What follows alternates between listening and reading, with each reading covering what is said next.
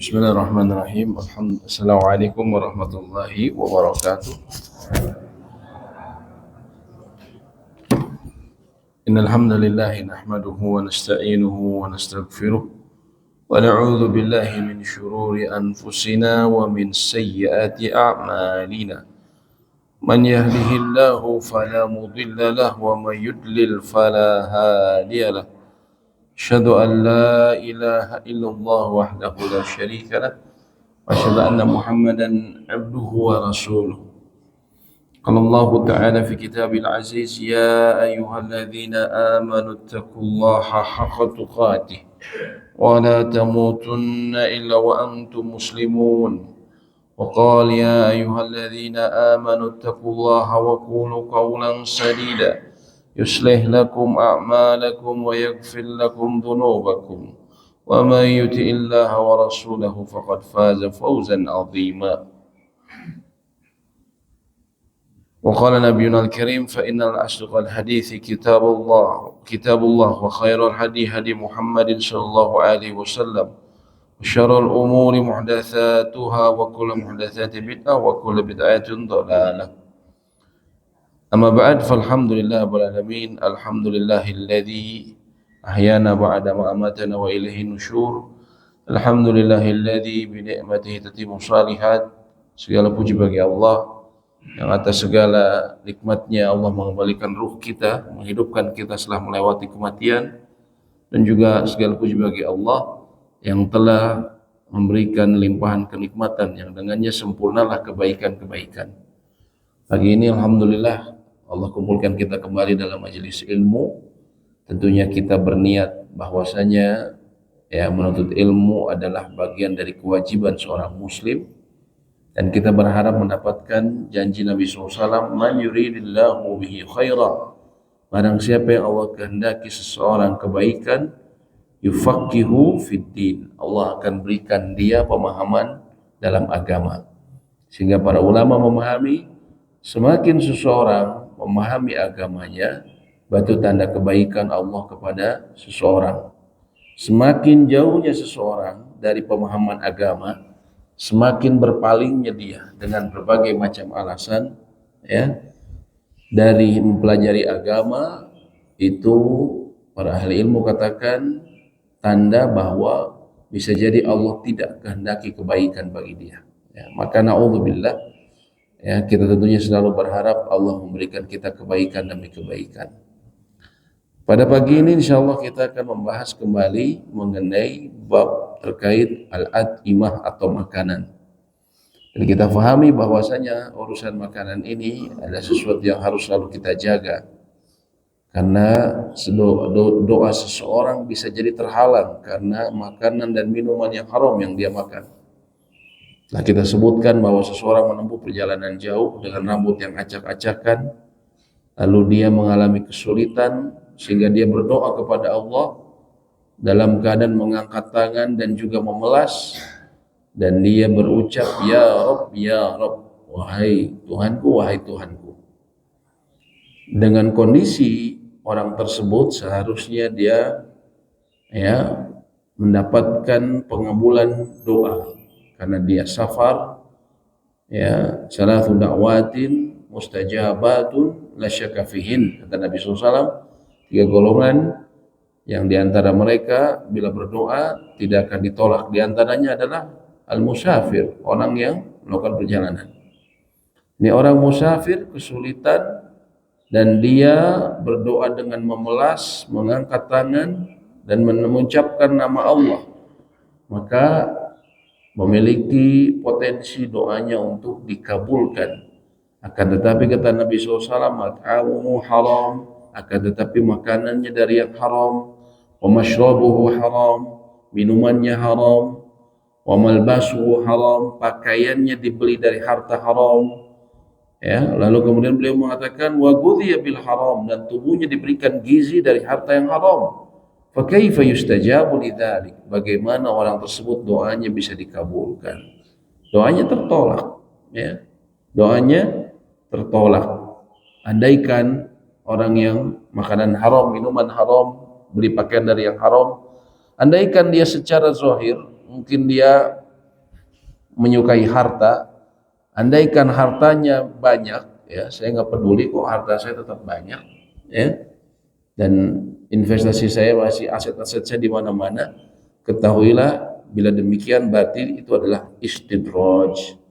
Idza ra'aital abda, kalau engkau melihat seorang hamba, kata Nabi SAW, ya,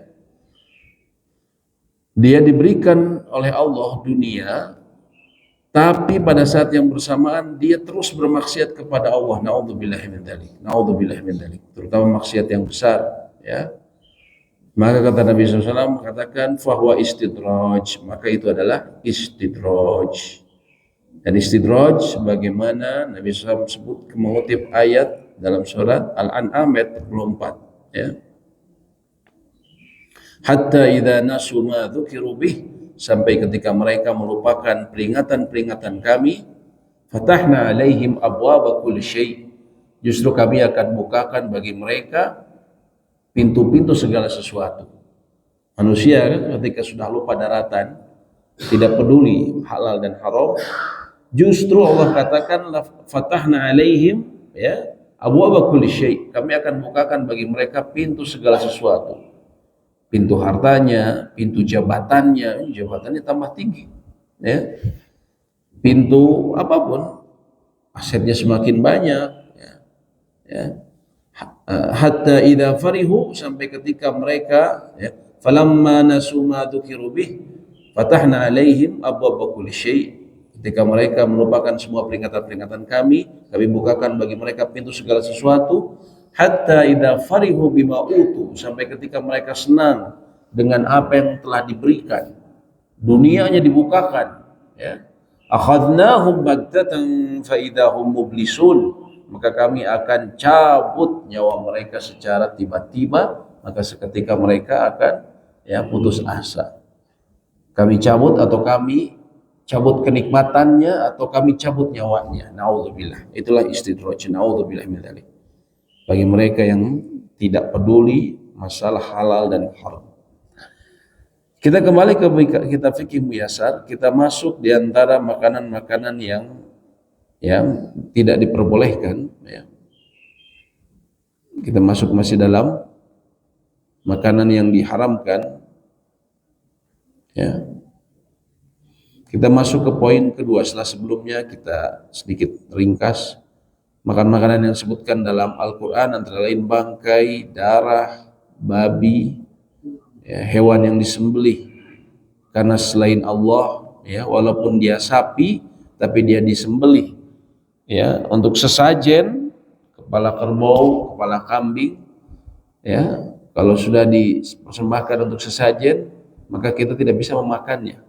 Hewan yang tercekik, ya, hingga mati, hewan yang terhantam dengan tongkat, hewan yang jatuh dari tempat tinggi lalu mati, hewan yang ditanduk hewan lainnya lalu mati, ya, hewan yang dimangsa binatang buas, ini semua kalau keadaan mereka semua ini sampai mati, hewan tercekik sampai mati, terhantam sampai mati, jatuh dari tempat tinggi sampai mati, hewan ditanduk sampai mati, hewan dimangsa binatang buas sampai mati, maka haram.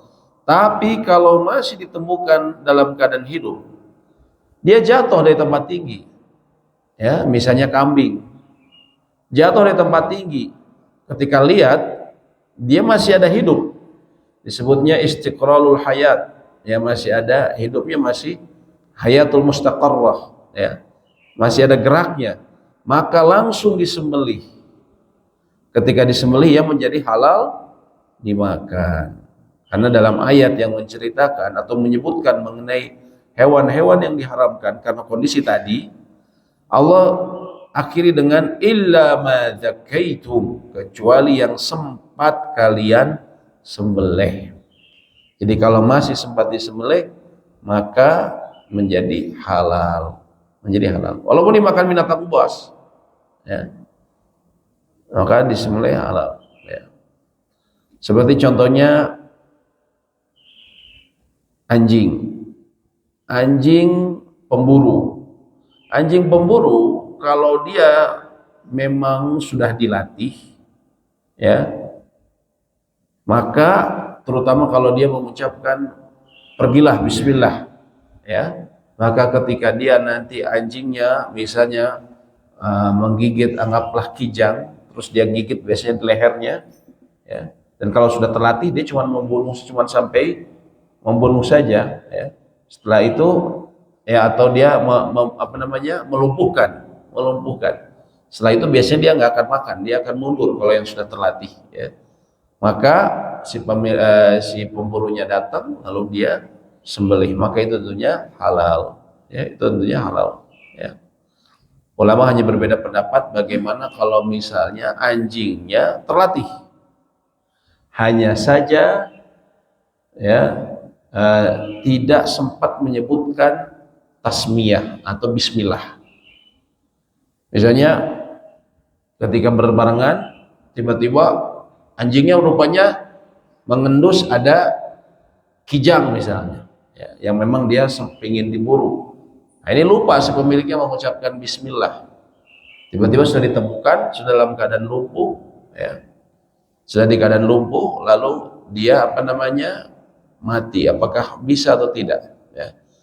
Sejumlah ulama mengatakan tidak boleh karena tidak mengucapkan bismillah, tapi Imam Malik mengatakan boleh karena dahulu sahabat ada yang demikian, ya, karena hukum asalnya seorang muslim itu dia akan mengucapkan bismillah, dan anjing ini sudah dilatih sehingga dia hanya membunuh atau dia melumpuhkan dan membunuh biasanya, cuman tidak sampai menggigitnya, ya, biasanya di lehernya, ya. Ini bagi para pemburu, ya, bagi para pemburu. Hanya saja kalau misalnya pada saat yang bersamaan diburu ada anjing lain yang tidak terlatih dan kemudian memakan bagiannya atau ikut membunuh, maka itu menjadi haram, tidak boleh. Kecuali tadi masih ada hayat mustaqarrah, masih ada kehidupan, maka dia sembelih, maka itu boleh. Tapi kalau misalnya sudah dalam keadaan mati tapi ada anjing yang tidak terlatih ikut membunuh, maka itu tidak boleh. Kemudian hewan yang disembelih atas nama berhala tentu tidak boleh. Yang kedua adalah kategori yang tidak dibolehkan adalah yaitu makanan yang membahayakan, ya. Seperti racun, ya, khamar jelas, minuman keras, dan minuman-minuman memabukkan lainnya termasuk narkotika, ya, jelas karena itu membahayakan, ya. Nabi SAW agama Islam sudah tegas, ya, ribuan tahun yang lalu, ya. Tapi ya negeri-negeri, ya, modern baru belakangan kemudian membuat peraturan akan diharamkannya. Saya baru tahu ternyata ya ini beberapa negara itu menjadi kaya dengan narkotika. Salah satu negara yang menjadi kaya selain karena penjajahannya adalah negara yang sering diagung-agungkan sebagai negara superpower dan maju, yaitu Inggris.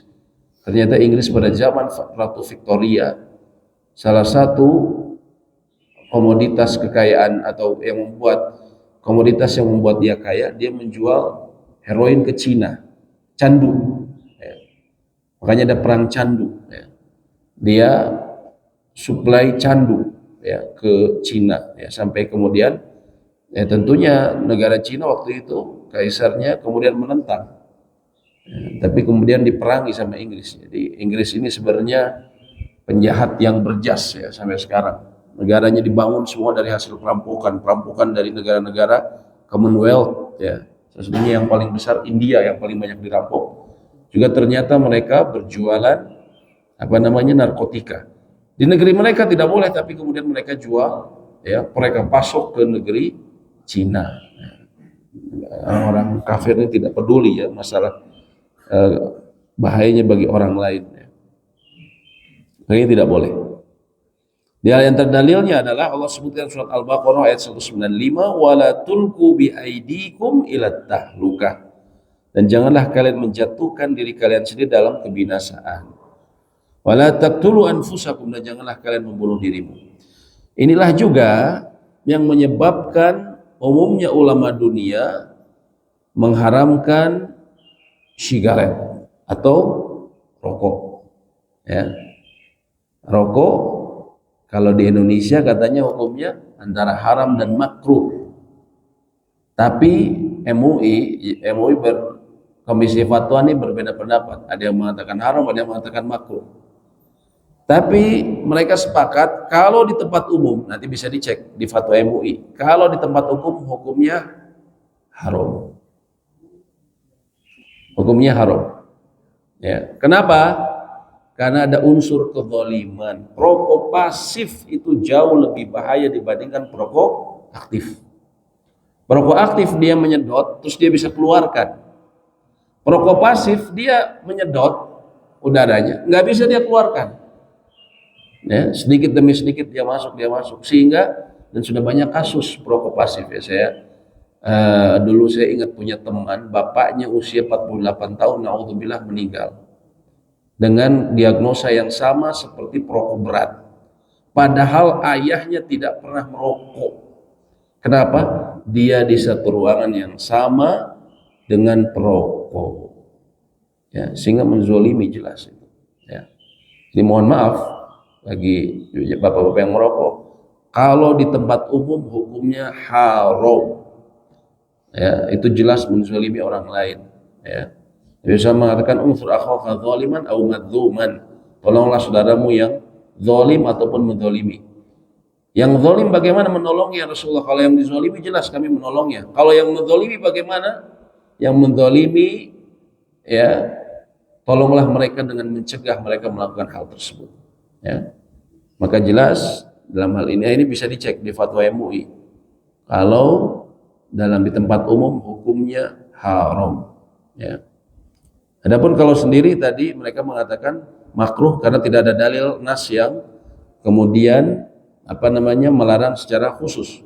Namun para ulama-ulama, khususnya ulama dunia, melihat dari keumuman hadis-hadis ini, ya, dan sudah jelas kalau ulama mengambil fatwa ulama tahun 1800-an, sebagaimana sering yang dikutip ini, ulama adalah Asy-Syaukani, salah seorang ulama negeri Yaman.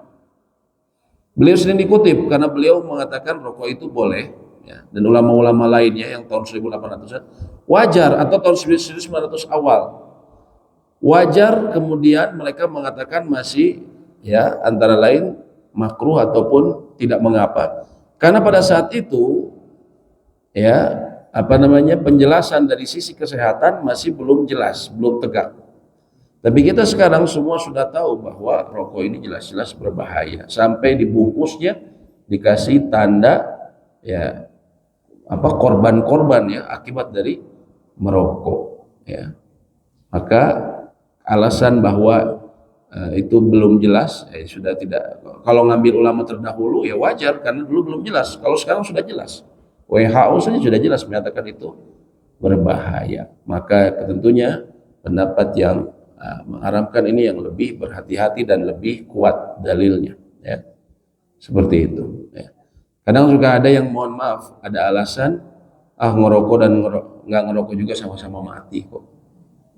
Iya, cuman kan Anda ada pilihan, dan masalahnya ini para ahli ilmu mengatakan ini salah satu bentuk menzolimi diri sendiri dan orang lain, ya, sama-sama mati, tapi kita ada pilihan mana mau berbuat yang baik, beramal soleh atau toleh. Kebalikannya, ya. Maka di antara cara terbaik untuk berhenti dari merokok adalah, ya, berdoa kepada Allah. Banyak orang yang tanpa dia duga dengan berdoa ternyata dia menjadi benci sama rokok dan berhenti, ya. Kemudian ya memikirkan mengenai larangannya, ya. Kemudian bagian tubuh yang diambil dari hewan yang hidup, berdasarkan hadis Abu Waqid Al-Laythi, Nabi SAW bersabda, ma qutiya minal bahimah, bagian tubuh yang dipotong dari hewan ternak, wahya hayyah, sedangkan dia masih hidup, maka itu adalah bangkai. Maksudnya apa? Ya, dulu terkadang orang Arab, ya, misalnya dia itu ada unta tuh bagian yang paling enak tuh sonam, bagian yang seperti bagian atasnya seperti tingginya, ya, itu yang paling enak, ya. Bisa nggak ketika nyuguhin tamu dipotong bagian ininya saja, diambil bagian itu ya, terus dirawat ya, ditutup seperti itu, diambil bagian atasnya saja ya.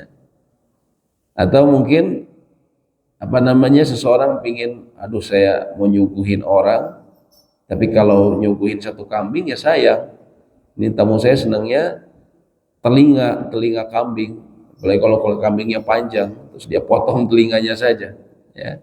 Atau intinya memotong bagian tubuh dari hewan ternak ya, maka itu hukumnya seperti bangkai ya. Ma qutiya minal bahimah wa hiya hayyah fa huwa maitah.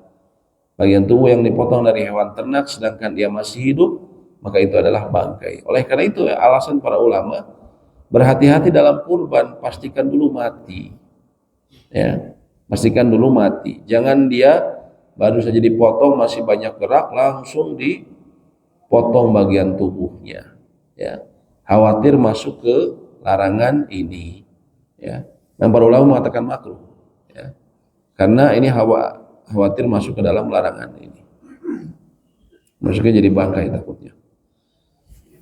Binatang buas, binatang yang memangsa dengan gigi taringnya dari jenis binatang darat seperti singa, serigala, dan macan serta anjing. Ya, ini kecuali anjing mudarrab. Mudarrab ini kalb mudarrab, artinya anjing yang terlatih ya. Nah, Rasulullah SAW an kulli dzidabin min sibal. Nabi SAW melarang untuk memakan semua binatang buas yang bertaring. Ya, yang bertaring, dikecualikan hewan laut yang memiliki taring gigi ya, seperti apa contohnya, dia adalah hiu misalnya ya, punya gigi yang tajam ya. Burung pemangsa, hewan yang memangsa dengan cakarnya seperti elang, raja wali, garuda, gagak, burung hantu, ini hukumnya haram. Burung sebenarnya hukum umumnya halal, tapi kalau dia memangsa dengan cakarnya maka dia haram ya. Sebagaimana Nabi SAW mengatakan, atau kata Ibnu Abbas, di antara yang dilarang oleh Nabi SAW, kulidhi mikhlabin minat tuyur, semua burung yang memiliki cakar ya. Yang keenam, hewan burung pemakan bangkai seperti gagak, burung pemakan bangkai, dan burung nasar karena makanan yang buruk ya. Makanya kemarin kita sempat bahas mengenai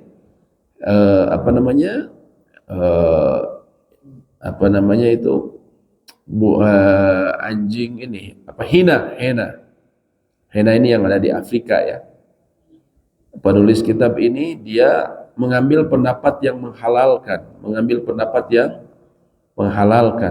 Hina dianggap dihalal ya. Kita lihat di sini kemarin. Nah, hina termasuk yang dihalalkan. Tapi jumhur ulama mereka mengharamkan. Karena pada hina dia ada unsur pertama, dia binatang buas ya. Memangsa dengan gigi taringnya. Kemudian apa? Kemudian dia juga memakan bangkai ya. Dia mengumpulkan sejumlah keburukan. Maka jumhur mengatakan hukumnya hina ini haram ya. Hewan yang dianjurkan untuk dibunuh ya adalah juga haram, seperti ular, kalajengking. Ini ular suka ada yang jual kadang ya. Nah, dulu di Cileunyi suka ada yang jual darah ular, empedu ular ya, terus juga salepnya katanya untuk pengobatan ya, juga saya dengar kayak anak-anak motor besar, supaya dia kelihatan gaya naik motor besar tanpa pakai jaket ya, nggak usah dikerok ya. Ini katanya salah satu rahasianya apa? Minum darah ular kobra. Wah, itu haram di atas haram ya. Pertama, ularnya haram, darah juga haram. Sapi saja yang halal, darahnya haram diminum ya. Haram di atas haram. Jadi mereka itu sebelum touring rame-rame dulu ke sana, katanya ke Cileunyi minum darah yang orang Bandung ya, udah minum darah kobra ya, subhanallah, supaya hanya demi alasan gaya dan nggak dikerok aja. Mereka sampai mau menabras yang haram ya, demi gaya. Itu kadang memang naudzubillah ya. Motor-motor besar selain seringkali menonjolkan kesombongannya ya, dan itu cara berjalan atau cara menaiki kendaraan yang dibenci oleh Nabi SAW dengan kesombongannya. Akhirnya mereka menghalalkan apa yang diharamkan. Ya. Bagaimana kalau untuk pengobatan? Kata Nabi SAW, Allah menurunkan penyakit, ya, dan Allah menurunkan juga obatnya. Maka carilah kalian dengan yang halal. Ya, secara umum obat itu selalu ada pada yang halal. Kecuali dalam keadaan darurat sekali, sama sekali tidak ada, dia sudah mungkin sudah terancam mati, dan obat yang mungkin diketahui bahwa ini manjur adalah yang haram. Kalau dalam keadaan darurat maka itu boleh ya, ad-daruratu tubihul mahzurat. Keadaan darurat itu memperbolehkan sebelumnya yang dilarang. Tapi kalau ular tidak ada penelitian atau tidak ada, cuman hanya omongan orang saja bahwa itu manjur segala macam, kenyataannya belum tentu juga ya. Besok dijual empedu ular gitu kan, kobra, naudzubillah. Kemudian juga tentunya kalajengking, tikus dan juga elang ya. Ini adalah dianjurkan untuk dibunuh. Nabi SAW pernah bersabda, khamsun minad dawab kulluhunna fasik. Ada 5 hewan, semuanya adalah fasik. Yuqtalna fil haram, dia bahkan boleh dibunuh di daerah yang haram. Secara hukum asal di tanah haram di Mekah itu nggak boleh sembarangan kita bunuh binatang, ya. Tapi bahkan di tanah haram hewan-hewan ini seseorang dalam keadaan ihram boleh dibunuh karena termasuk hewan fasik, yaitu apa? Kurab, gagak, ya, al-hidah, helam, kalajengking, tikus dan anjing galak, ya, itu boleh dibunuh. Anjing galak ya, kalau di kita ada anjing galak ya, wah ini ngeganggu terus masyarakat. Bapak-bapak mau ke masjid ngeganggu ya, ibu-ibu mau pengajian juga ngeganggu. Gampang Pak, beli aja sosis ya, kasih racun tikus tingkat tinggi ya, lempar aja. Nah, ini sebenarnya hukumnya boleh dibunuh ya. Cuman yang punya ternyata Pak Lurah, wah repot ini. Karena semua hewan ini buruk dan menjijikkan ya. Keledai jinak, keledai kampung. Keledai kampung ini maksudnya ya keledai. Kalau yang halal itu himar wahsi disebutnya, atau zebra ya, di kita nggak ada zebra, tapi di Afrika zebra itu halal. Tapi kalau keledai haram. Ada Nabi SAW naha yaumal khaybar an luhumil humri al ahliyah. Nabi SAW melarang untuk memakan daging keledai jinak pada perang Khaybar. Ini kita lihat di Al-Quran ini nggak ada larangan terhadap memakan daging keledai, itu nggak ada di Al-Quran. Adanya cuma di mana? Di hadis saja. Nah, ini kata para ulama, inilah yang disebut ya as-sunnah al-istiqlaliyah, bahwa perkataan Nabi SAW itu juga bisa mengharamkan sesuatu sebagaimana Allah haramkan dalam Al-Quran. Bukan artinya Nabi SAW itu setara dengan Allah ya, tentunya tidak, naudzubillah. Tapi maksudnya beliau itu tidak melarang sesuatu kecuali datangnya dari wahyu. Wa ma yantiqu anil hawa, beliau tidak datang dari hawa nafsu. In huwa illa wahyu yuha, yang diucapkannya adalah wahyu yang diwahyukan. Maka ini tidak ada dalam Al-Quran, namun diharamkan dalam sunnah Nabi SAW. Kemudian makanan yang menjijikkan seperti tikus, ular, lalat, kumbang ya, dan lebah, termasuk yang dijual di Thailand itu apa? Secunguk goreng ya. Secunguk goreng nan renyah ya. Secunguk kripsi ya. Crispy ya. Di Thailand ya dijual ya. Manado juga dijual cecunguk juga dijual. Subhanallah. Apa? Oh ya, kelelawar. Alhamdulillah. Di pasar Manado itu ekstrim ya, sama kayak di Cina ya. Semua sampai kucing dimakan ya, subhanallah. Apa kurang bahan atau apa kok sampai yang kayak gitu dimakan ya? Sampai kucing dimakan, naudzubillah min dzalik. Kalau Jawa anjing ya. Walaupun dia iya di Solo ya. Iya ya, naudzubillah, tongseng asu katanya. Itu haram ya. Apalagi terkadang mereka itu makan anjingnya suka dikasih darah ya. Saya ingat dulu teman dari Batak ya. Kalau tahun baru dia katanya bakar itu ya, bakar anjing, terus nanti sausnya itu darah itunya ya, naudzubillah.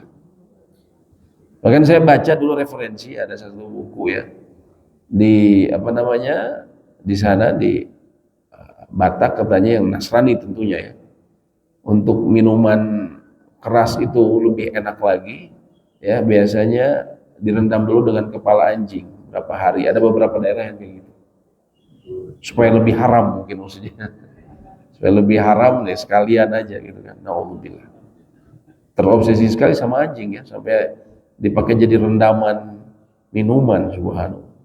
Naudzubillah. Kemudian yang disebut jallalah. Jallalah ini hewan yang kebanyakan makanannya adalah najis. Dahulu jallalah ini adalah hewan yang misalnya makan kotoran ya, makan kotoran di peternakan, terus dia makan kotoran ya. Dalam hal ini tidak ada perbedaan antara unta, sapi atau kambing ya. Namun bila telah dikarantina beberapa hari ya, dan dijauhkan dari makanan yang najis dan diberi makanan yang suci, maka halal memakannya. Seperti Ibnu Umar pernah mengkarantina ayam yang makanannya adalah kotoran selama 3 hari manakala dia hendak memakannya ya. Ada yang mengatakan karantinanya lebih dari itu. Jadi kalau dikarantina terlebih dahulu boleh. Kalau zaman kita jalalah antara lain apa? Banyaknya lele. Saya ingat dulu ya, bapak saya dulu pernah buat apa namanya jamur, usaha jamur di Lembang ya. Terus ada orang sana yang punya usaha lele, ngasih tahu gampang pak caranya, paling gampang masukkan ke sepiteng katanya kalau di rumah ya. Saya ternyata 1 tahun dapat banyak, bersih ya, sepiteng jadi bersih, banyak ikan. Langsung saya apa namanya, dia orangnya bilang dia panen ya, dia jual. Naudzubillah, minumnya dari air kencing, makanya dari kotoran manusia ya. Lalu kita makan di pinggir jalan ya, pecel lele ya, digorengnya pakai minyak oli ya, sudah hitam. Ini justru yang buat enak kata orang-orang. Nah ini Islam itu bagaimana standar kesehatan seorang muslim itu ternyata begitu apik ya. Sebelum ada WHO, sebelum ada ya Depkes, Islam itu mengajarkan begitu apik dalam masalah makanan. Masalah halal haram itu banyaknya maslahatnya kepada diri kita sendiri ya, untuk menjaga kesehatan, menjaga akal ya, menjaga akal ya. Ini kalau lebih jelas lagi nanti kalau kita bicara cara makan Nabi SAW. Contohnya beliau itu tidak pernah makan dari apa namanya daging yang dibakar langsung kayak sate, itu beliau enggak ya. Nah, ternyata saya ingat, saya waktu masih jadi wartawan saya pernah baca penelitian mahasiswa, daging yang dibakar langsung itu karsiogenik, penyebab apa? Kanker. Tapi justru itu yang enak ya kalau kita beli sate ya, justru kita yang paling seneng gitu ya, hitamnya apalagi gajinya di aduh subhanallah. Halal sih halal, tapi Nabi, kita lihat Nabi SAW nggak pernah makan ya. Ternyata itu memang ada petunjuk kesehatan ya. Ada petunjuk kesehatan, ternyata itu memang adalah ya karsiogenik ya. Nabi SAW tuh makannya biasanya kalau kambing Pahanya ini ininya ya lemaknya kan dikit ya, paling empuk tapi nggak ada lemak ya. Kalau paha ada tapi sedikit mungkin ya, sedikit lemaknya ya. Nah, itu ya kesukaan Nabi SAW ya, paha kambing ya. Dan beliau tidak, kata para sahabat, beliau tidak pernah makan dari daging yang dibakar langsung ya. Makanan yang didiamkan ketetapannya oleh peletak syariat Allah dalam hal ini ya. Tidak ada dalil yang mengatakan halal atau haram ya, tidak ada dalil yang menyatakannya halal. Apabila hukum asalnya makanan yang tidak ada dalil yang menyatakannya haram maka halal, karena hukum asal segala makanan itu adalah mubah. Walladzi khalaqa lakum ma fil ardi jami'a, dialah hewan yang menjadikan segala yang ada di bumi ini untuk kalian ya. Kalau tidak masuk kategori-kategori yang disebutkan maka dia hukum asalnya halal ya. Tapi ini bukan makanan yang udah diproses ya. Ini makanan alami maksudnya. Kalau makanan yang diproses ya tetap kita harus teliti dulu. Ini apa? Komposisinya dari apa? Komposisinya dari apa? Ya. Makanan yang makruh dimakan seperti bawang merah, bawang putih yang mentah atau apa yang semisal dengan keduanya yang mempunyai bau tidak sedap seperti bawang bombay mentah dan lobak, apalagi saat menghadiri masjid, tempat zikir dan tempat ibadah lainnya. Selain ini apa Bu? Kira-kira Bapak? Jengkol, betul. Ya. Baru makan semur jengkol, langsung datang ke pengajian. Belum gosok gigi dulu, belum apa gitu kan. Apalagi sholat subuh ya. Apalagi udah gitu ya nggak kuat pingin pipis di masjid, waduh udah di toiletnya ya. Nabi SAW mengatakan man akala min hadhihi syajarah al-muntaninah ya fala yaqrabanna masjidana fa innal malaika ta'adza mimma yata'adza minhul ins. Barang siapa memakan makanan dari tanaman yang berbau atau tidak sedap ini, janganlah dia mendekati masjid kami, karena sesungguhnya para malaikat terganggu sebagaimana manusia juga terganggu. Kita terganggu orang yang sebelahnya bau ya, bau badannya, bau mulutnya, karena itu ya. Maka Nabi SAW waktu itu lagi bilang membicarakan pohon atau tanaman bawang putih.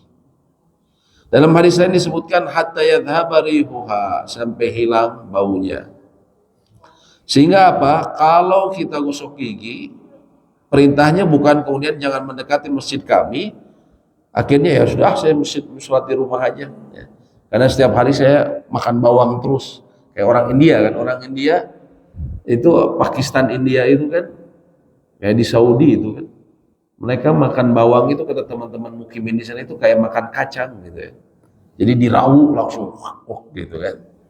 Makanya kadang kalau kita dapat sopirnya orang Pakistan kalau jemaah umroh ya, dan dia kurang hobi mandi ya, wah itu di depan itu just ya, apa namanya, natural aromaterapi ya. Aroma naturalnya cuman bawang, bukan ini apa, gaharu atau apa. Nah ini karena, tapi kalau dia gosok gigi maka tidak mengapa. Atau kalau badan, biasanya kalau bawang itu kalau kebanyakan ke badan ya. Ya. Kecuali dimasak. Kalau dimasak biasanya baunya hilang. Seperti juga apa namanya? Black garlic. Black garlic itu biasanya nggak bau ya. Karena dia sudah prosesnya demikian ya. Nah ini ya antara ini yang tadi ya yang dilarang ini ya. Ini termasuk hukumnya makruh ya. Allahu a'lam bishawab. Demikian mungkin yang bisa kami sampaikan. Apabila ada diskusi ataupun pertanyaan, kami persilahkan. Silakan Pak.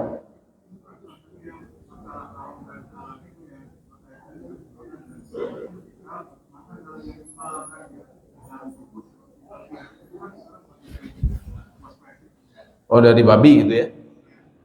kosmetik yang dari babi. Iya, nggak boleh Pak, nggak boleh. Kosmetik mengandung babi itu tidak boleh. Sepatu kulit sekarang juga suka jual yang dari babi, nggak boleh. Jaket kulit dari babi tidak boleh. Jaket kulit dari babi ya ada tandanya ya, segitiga ya, bentuk ininya, corak itunya ya, apa, pori-porinya ya, 3 titik ya bang ya. Dan memang dijual sepatu ya, sepatu kulit babi itu nggak boleh. Apalagi kosmetik, kosmetik tidak boleh mengandung.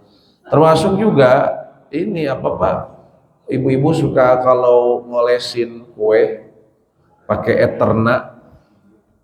Saya pernah lihat dulu di pameran ya, ibu-ibu pernah lihat di pameran haram di MUI ya, produk-produk haram. Ternyata ada produk-produk yang kuas yang ternyata dari bulu babi. Saya dulu pernah lihat yang merek Eterna. Eterna ini kan banyak dipakai sama ibu-ibu. Mau lebaran kan? Apa? Pure Mistral. Kalau yang ada tulisan itunya.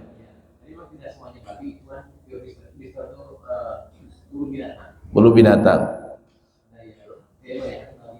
Waktu itu memang jadi saya ingat waktu masih wartawan ya, dia di Gasibu dia buat pameran, dia disebutkan maka produk-produk yang mengandung babi, dia simpan di situ itu, yang tadi merek Eterna itu. Eterna itu kan banyak, oh ada tulisan merah kalau yang pure crystal. Itu yang babi. Banyaknya babi. Kalau yang nggak babi bagaimana?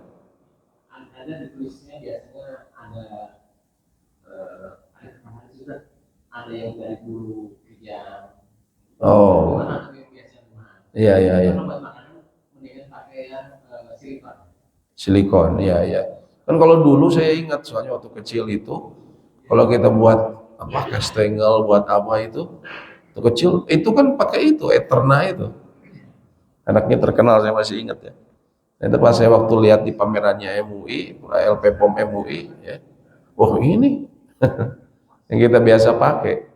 Terus ini apa? Anak-anak apa? Hati-hati, apa permen kapas itu, yang suka dari Cina, itu banyak suka dijual apa?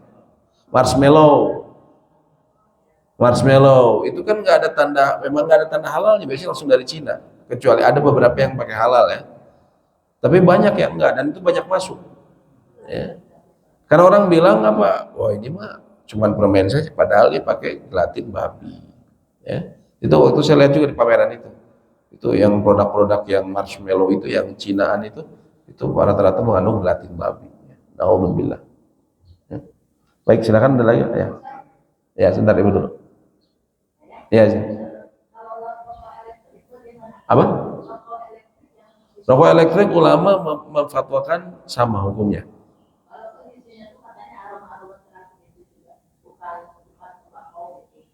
Justru berbahaya Bu. Kalau fatwa di mana di Malaysia mah penelitian di Malaysia itu justru mengandung salah satu jenis narkotika yang suka dipakai di vape tuh. Ya. Saya nggak tahu apa kemudian jadi diharapkan atau tidak ya, tapi di sana penelitiannya mengandung narkotika vape itu. Ya. Banyak orang kaya mendadak sekarang udah di jualan vape itu ya. Di dekat saya juga ada rumah besar, kemarin lagi COVID, ada orang beli rumah besar, sampai berapa rumah dibeli. Terus ya mobilnya mewah ya, dan anak muda gitu. Bisnis apa gitu? Misalnya jus, ya, ternyata vape. Karena vape ini dengan ini bahan-bahan kimia mudah dibuat ya. Banyak orang jadi miliarder, tapi ulama mengatakan itu sama dengan rokok vape itu. Ya. Bahkan tadi ada yang lebih berbahaya lagi karena mengandung narkoba tadi. Jenis narkoba, mengandung jenis narkoba. Ya. Sedangkan anak kalau ada keluarga ibu ya larang saja Bu, itu sama gitu. Ya. Ya, silakan. Ada orang juga ceritanya rokok syariat. Ada ustadz yang jualan rokok ya. Kalau mau manggil harus beli berapa bal rokoknya dulu ya. Ada yang kayak gitu. Nah, ini semua ini ya. Nah, itu semua talbis iblis ya. Tipuan ya, padahal sama pokoknya. Silakan Pak.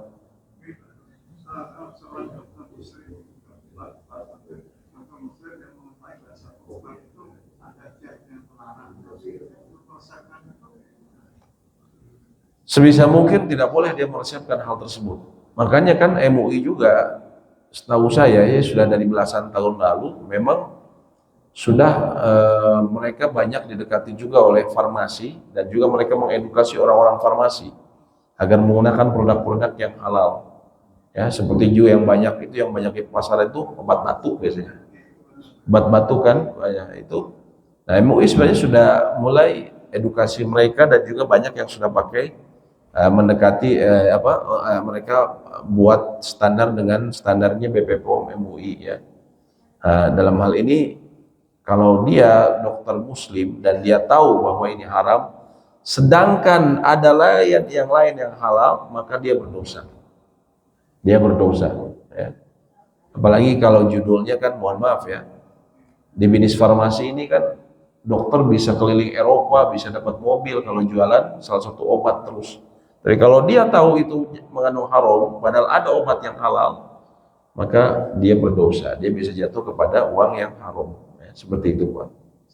Ya.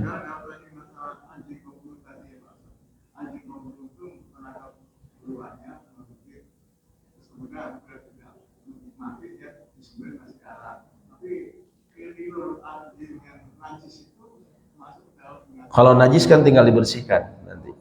Enggak, kalau yang terlatih, Pak. Kalau yang terlatih dia cuman namanya makanya mudarrab. Hukumnya beda. Memang kalau yang tidak terlatih itu haram hukumnya. Tapi kalau yang terlatih dia tahu dia hanya membunuh nadinya saja, ya, keluar darahnya seperti itu. Dia disiplin. Dia gigit langsung dia lepas.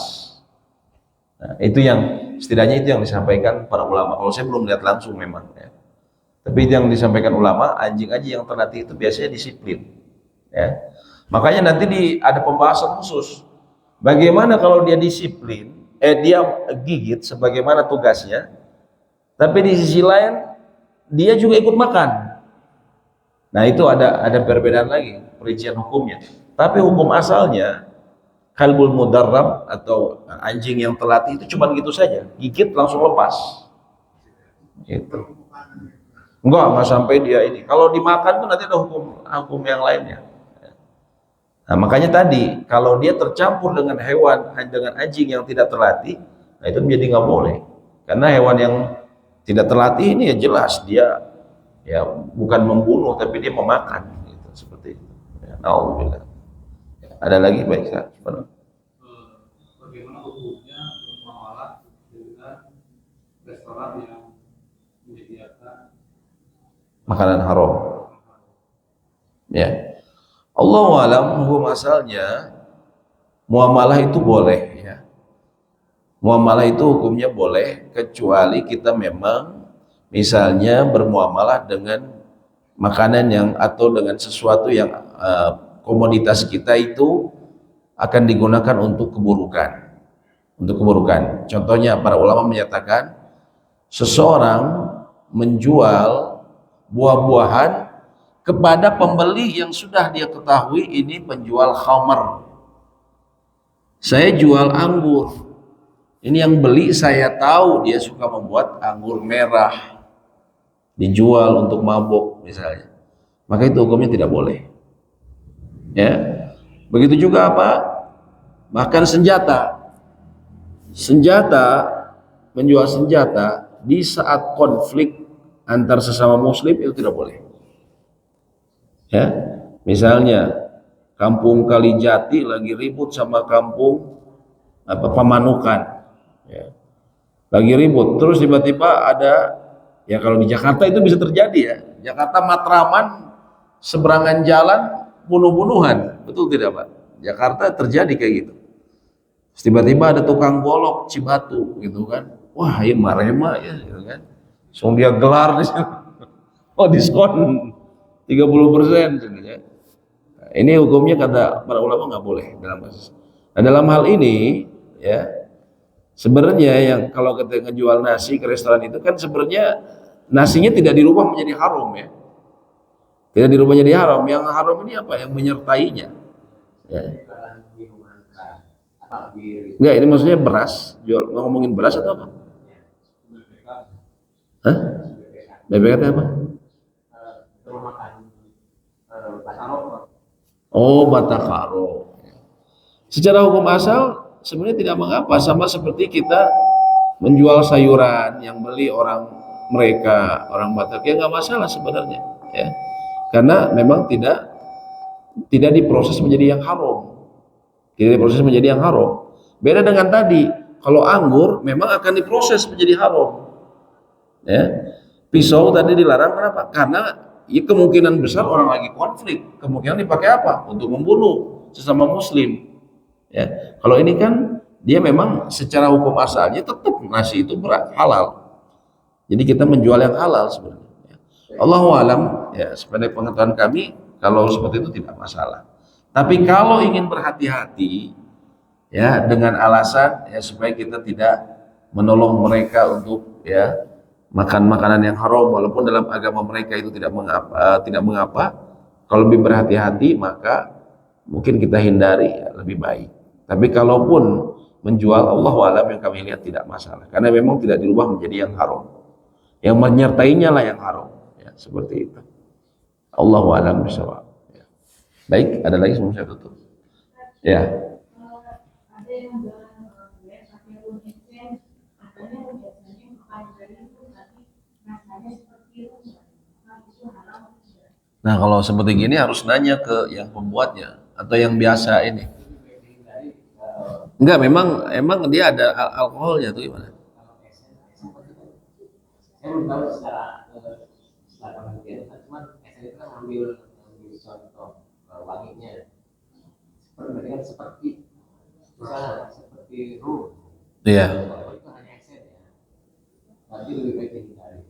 Enggak, kalau misalnya room essence dalam arti dia hanya menyerupai wanginya saja tapi tidak ada unsur rumnya, maka sebenarnya tidak mengapa. Kenapa? Karena makanya buat essence-nya mungkin karena kalau essence ini artinya apa? Menyerupai atau semacam biang. Tergantung kualitas, ada yang biar, ada yang hanya. Oh, jadi intinya paling benar Bu ya, Ibu lihat komposisinya atau dia ada sertifikasi halal atau tidak. Itu saja. Oh, nggak boleh emang? Nggak ada, nggak bisa.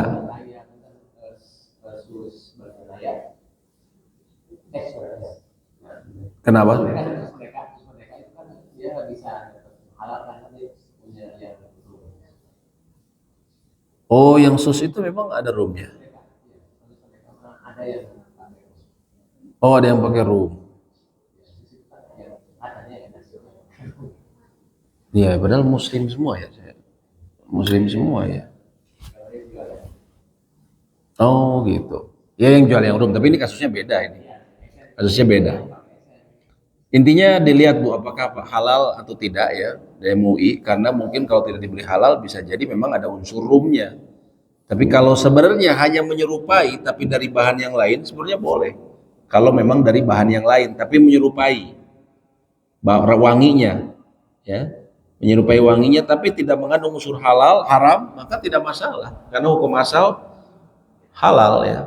Hanya menyerupai baunya saja tapi bukan dari rum ya. Tapi karena kita tidak tahu komposisinya, maka yang terbaik adalah dilihat komposisinya. Kalau kita paham mengenai komposisi makanan jenis-jenisnya atau apakah ada label halal atau tidak, saya kira itu sudah lebih aman ya, seperti itu. Allahu a'lam bishawab. Baik, demikian mungkin yang bisa sedikit mungkin saya tambahkan. Waktu itu sempat ramai ya yang Saudi ngejual bir 0%. Padahal di Indonesia kan bir 0% nggak boleh ya, nggak dikasih MUI ya. Ini bagaimana kok sampai, mohon maaf ya, ada orang yang mungkin tidak suka sama Saudi, ini Saudi jual bir 0% ya, Carlsberg ya, Budweiser dan seterusnya. Jawabannya itu semua kenapa di MUI halal, tidak boleh, di sana boleh. Perbedaan dalam memahami hukum dalam hal ini, ya, secara hukum asal zatnya, walaupun di Indonesia bir 0%, secara zat dia sebenarnya halal karena memang tidak ada unsur birnya. Hanya tadi aromanya dibuat seperti bir, tapi sama sekali tidak ada alkohol, 0%. Sehingga secara zat itu sebenarnya halal. Hanya saja MUI mengharamkan bukan karena zatnya, tapi disebutnya saddu dzari'ah, menutup celah keburukan.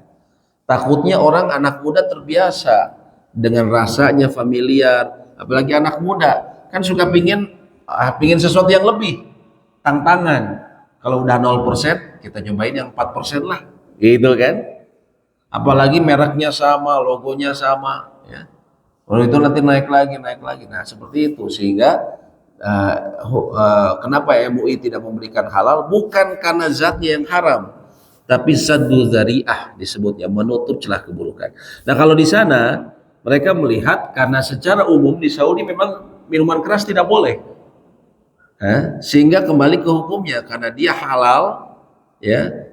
Orang mau menambah, kalau di dalam Saudi sendiri mau menambah persentase itu nggak bisa karena tidak tersedia, maka mereka memfatwakan halal. Makanya di Bin Daud itu dijual juga, ya, Carlsberg, Budweiser 0% seperti itu, ya. Nah, itu Allahu a'lam bishawab. Demikian yang bisa kami sampaikan, semoga memberikan manfaat. Allahumma anfa'na bima 'allamtana wa 'allimna ma yanfa'una wa zidna ilma. Rabbana taqabbal minna innaka antas samiul 'alim wa tub 'alaina innaka antat tawwabur rahim. Rabbana atina fid dunya hasanah wa fil akhirati hasanah wa qina adzabannar. Subhanakallahumma bihamdika asyhadu an la ilaha illa anta astaghfiruka wa atubu ilaik. Assalamualaikum warahmatullahi wabarakatuh.